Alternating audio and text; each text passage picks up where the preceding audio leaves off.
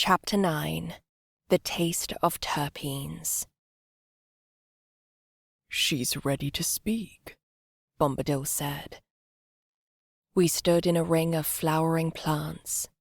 The air was thick with scent. Not pleasant, not unpleasant, just alive. It curled around us like incense. Not just fragrance, story. "Terpenes," Bombadil said. "are her language." He moved from plant to plant like a man reading letters. "This one," he said, stopping beside a low, dense phenotype. "She's on guard. You smell that? Sharp pine, citrus, menthol. She's watching her perimeter." He turned to another, tall, open, humming with bees. "This one has known forgiveness. Floral, sweet, a little sad. She's not trying to impress. She's remembering." He crushed a calyx gently between his thumb and forefinger and held it under my nose. Lavender, gasoline, rain on concrete, burnt honey. It wasn't just smell, it was tone. "She's been through something," I said quietly. Bombadil nodded. "And she's not hiding it." He pulled a battered journal from his coat.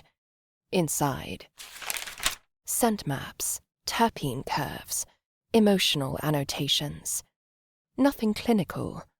Everything felt lived. "These aren't just flavor profiles," he said. "They're moods, immune signals, love letters, alarms, promises." He tapped a shape on the page. A spike of linalool, a drop of beta-caryophyllene, a slow swell of humulene. "She made this because of who she is, where she grew, how she was treated. She speaks chemical poetry," he said. "But the rhymes come from memory." Then Bombadil placed a finger to my forehead. "Want to hear her directly?" I fell inward. I was in a vast cathedral of scent, light, and sound. Each terpene wasn't just a molecule, it was a note. Limonene rang like a golden bell, clear, playful, mischievous.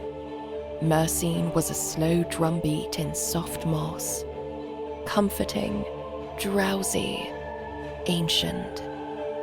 Caryophyllene was red, warm, shielding, tense like a drawn bow. Pinene sparkled like frost on pine needles, alert, cutting, precise. Linalool moved like violet smoke, dreamy, wistful, a lullaby for the wounded. The air vibrated with their symphony. It wasn't just a scent, it was a language of feeling. I came back breathless. "She's speaking," I whispered. Bombadil nodded. "Now listen in the dark." He blindfolded me. "Forget the names, forget the notes. Feel the message." He walked me slowly through the flowering garden, one plant at a time. Each scent told a different truth. One, "Don't come closer." Another, "I am here, if you're gentle." Another still, "I've been lonely." I didn't need to see the plants. I could feel their voices in my chest. Bombadil removed the blindfold. "You don't learn the terpenes," he said. "You feel what they're trying to tell you." Then he brought me to a sealed jar. "Smell this." It was perfect. Pine, skunk, vanilla, citrus, a lab-built dream. But it felt empty, beautiful, but mute, like a synthetic echo of a song I used to know. There's no presence, I said. He nodded. No memory, no rhythm, no grief. He tapped the glass. They got the smell right, but not the story. There's a whole industry built on mimicry, he said. They rebuild the scent, strip the soul, call it clean. He frowned. But she doesn't make scent to sell. She makes scent to speak. He held up a cured bud wrapped in dried leaf. Smell this. It hit me like thunder wrapped in sugar. Heat and smoke and fruit and ash. I felt it in my bones.